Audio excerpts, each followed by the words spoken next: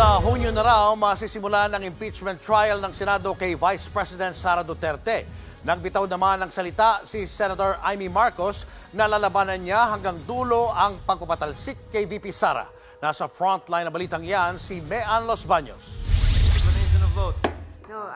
Hindi mamadaliin pero hindi rin ipagpapaliban. Hindi rin magpapapressure kahit kanino. Yan ang iginiit ni Senate President Jesus Escudero sa pagtalakay ng Senado sa Articles of Impeachment laban kay Vice President Sara Duterte.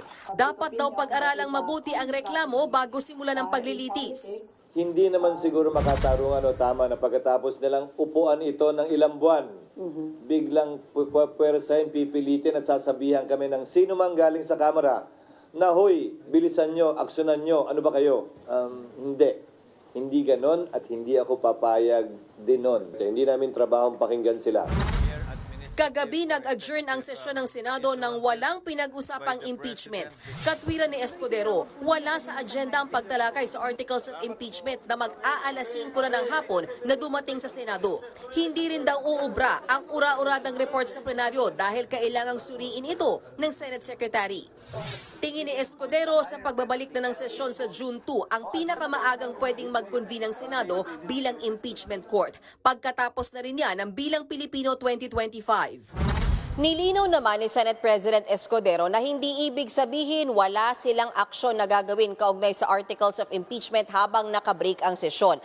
Pwede na raw kasing simulan na i-draft o hulmahin yung mga amyendang gagawin sa Rules of Impeachment. Para sa pagbubukas ng sesyon, aaprobahan na lamang ito. Maganda rin daw na makapaghanda ng husto ang mga senador na tatayong senator judge, lalo na yung mga hindi abogado.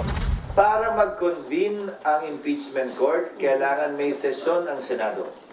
Para manumpa ang impeachment judges, kailangan may sesyon ang Senado.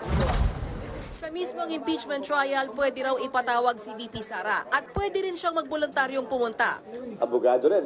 Si Vice President Sara Duterte, abogado rin yung kanyang asawa. Even the Vice President herself can represent herself in addition to other lawyers. Pero ngayon pa lang si Senator Amy Marcos sinabi ng lalabanan ng impeachment hanggang sa dulo. Nakakahiya raw na sa dami ng problema ng bansa, destabilization at impeachment pa raw ba ang solusyon? Pero paano kung tuluyang mauwi sa conviction ng impeachment trial? Sino ang pwedeng pumalit sa posibleng mabakanting posisyon ng bise?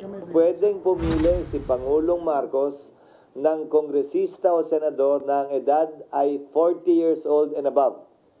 Matapos siyang pumili bilang kanyang nominado, pagbobotohan yan by a majority vote ng magkabilang Kamara, House at Senate. Voting separately. Nagbabalita mula sa Frontline, Mean Los Baños, News 5. Mga kapatid, Julius Babaw po. Iba na ang may alam at may pakialam sa panahon ngayon. Para sa frontline ng mga balita, mag-follow at mag-subscribe sa social media pages ng News 5.